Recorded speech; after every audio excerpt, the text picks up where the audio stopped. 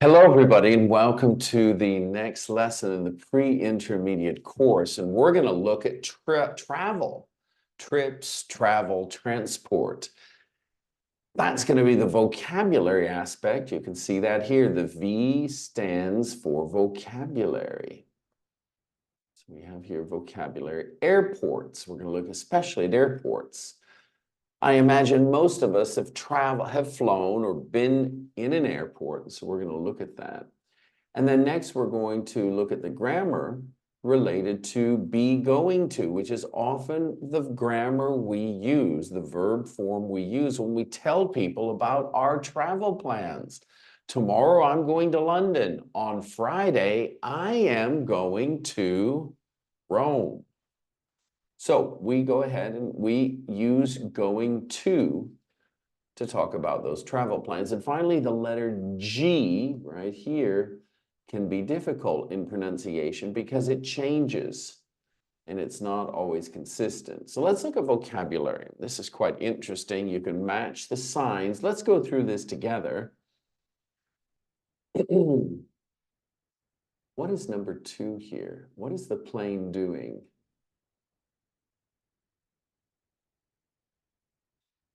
This would be departure. If it departs, it's leaving. What about this one? Here, it's the opposite.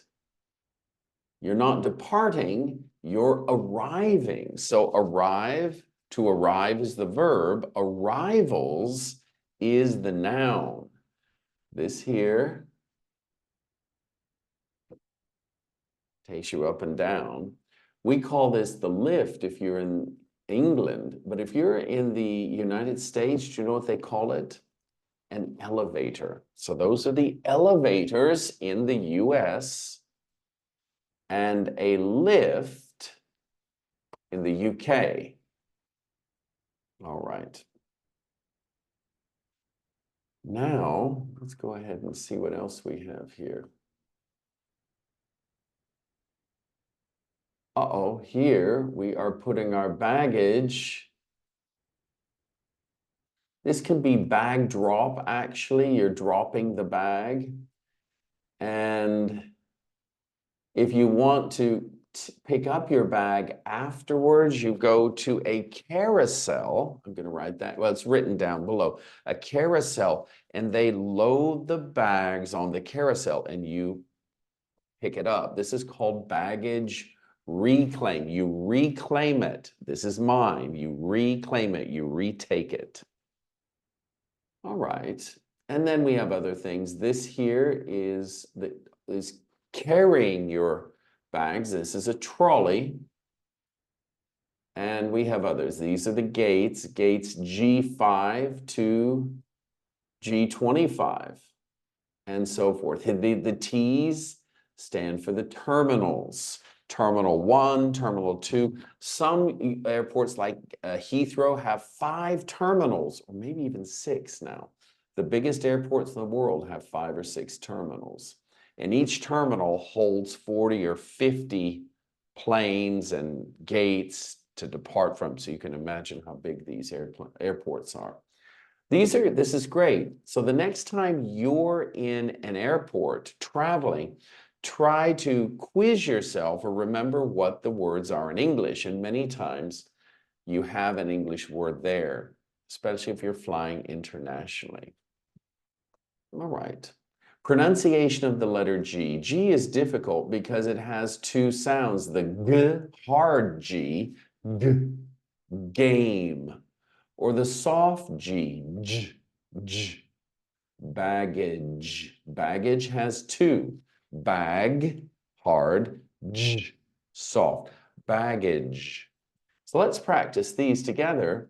You tell me if it's hard or soft, like hard like girl or soft like jazz. Girl, jazz. 2 very different sounds for the same letter.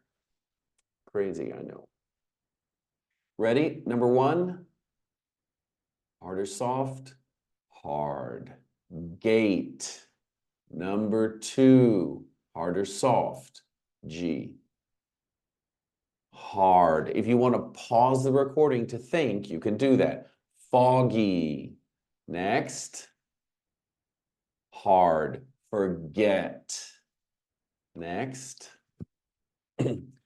guide, hard G.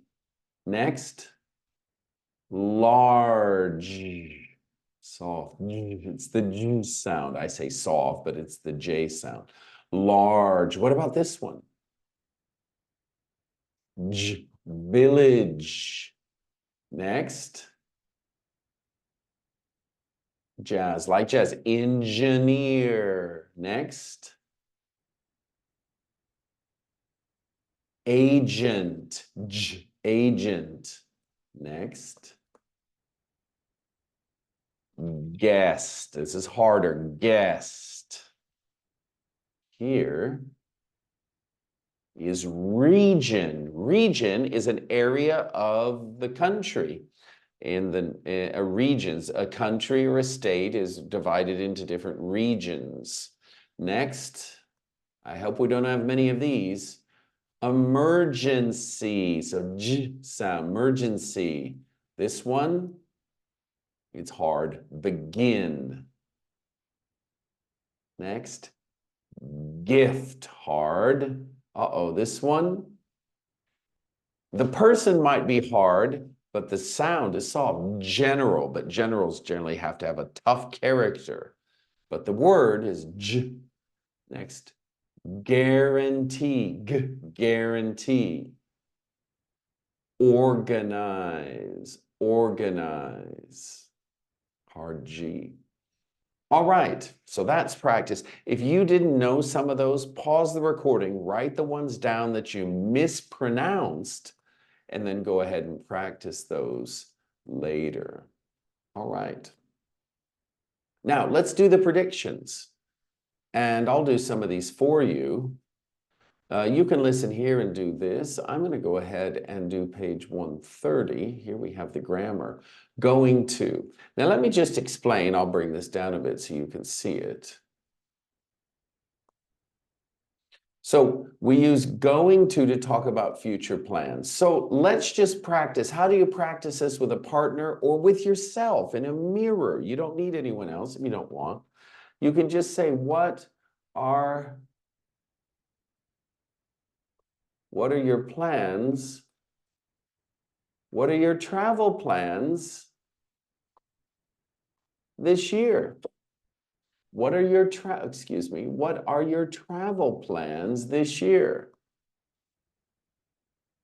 I am going to Turkey or Turkiya. It's now what we say. I'm going to Turkiya. We don't have the umlaut, but Turkiya in March, for example, or in December.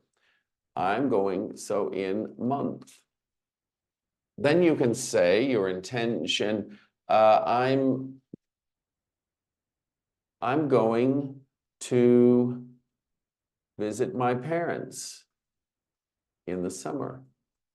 Now, why do you use going to? It means you've made plans and you intend to go. That's what you're going to do. Is it 100% certain you're going? It's not 100% certain. But at the moment you're saying it, this is what you want to do. This is what you plan to do. This is what you intend to do. So it's not as strong as will be in general, but going to is your plan. Plans can change, we know, which is why this is a little bit interesting. Now, the second way we use going to is to make a prediction. So you look at the clouds. The most common one is to look at the clouds. Let me help you here with that. Look at the clouds. So you look at the clouds and say, oh, I think it is going to rain soon. Do you say that? Do you make these predictions based on cloud formation or wind or snow? Oh, so you see lots of snow and ice falling. You say, I think school is going to be canceled or will be canceled. But Going to rain, I think during elections, this is another very common one. I think, you don't have to say I think, but you can think will win. Is going to win. Is going to win. So if you, a lot of times use going to with the weather. So we have here weather. With elections, people want to know your prediction. And also sporting events. These are the three most common sporting, events.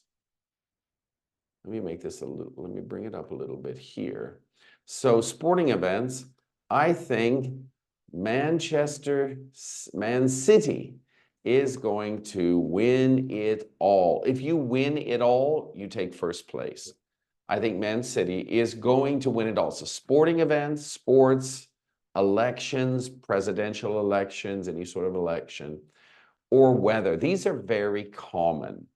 And what you can do here is then look at how these are formed right here. You can do this on your own. I don't think this is very difficult for you to read and look at. The only thing I want to draw your attention to are the questions. Are you, so now instead of you are you going to give a talk? Yes, I am. No, I'm not. Is he going to give a talk? Yes, he is. No, he isn't. All right. Now we have here the homework, and then of course down below we have the exercises. Now let's just for a moment practice. We've got some speaking here, and I want to, again, at the pre-intermediate level, we want to practice speaking as much as possible. And so I'm going to encourage you to find someone to talk to outside of the lives, either in the speaking club or with a speaking partner, and talk about these things. How are you going to get to the city center? So they're not talking generally, they're talking about right now. So now we use going to. So I'm going to take a taxi, or I'm going to walk to the metro and take the metro to the center. So I'm going to walk and then take the metro. Where and when are you going to have lunch? So you notice these are questions that are happening in the near future. Where and when are you going to have lunch? Today, tomorrow, you can ask that. On Friday, these are all possibilities for going to. So on Friday, we're going to eat at Red Lobster. I'm not sure that a restaurant exists, but it did when I was growing up. What time? Now this is great. What time, when you're talking about leaving somewhere to the airport, very common with travel. What time are you going to leave to get back to the airport? To get back to the airport. We're going to leave here at 3. We are going to leave here at 3. So we'll arrive a bit later. So practice these using going to, and notice that these discuss your future plans right here. Future plans or intentions. And of course, we have these here. Let's just practice these for fluency. So let's practice. Are you ready? Here we go. I say it and you repeat it. I'm going to give a talk at a conference. He's going to meet me at the airport. I'm sure England are going to lose tomorrow. And finally, it's going to rain tonight. So if you want to practice this immediately, you can start predicting the weather. This is a very common way to use this. All right, you've got some things to do. We've eliminated a little bit of the listening because we want to keep the assignments at a manageable level so you don't get behind. All right, happy studying and speak to you very soon. Bye-bye.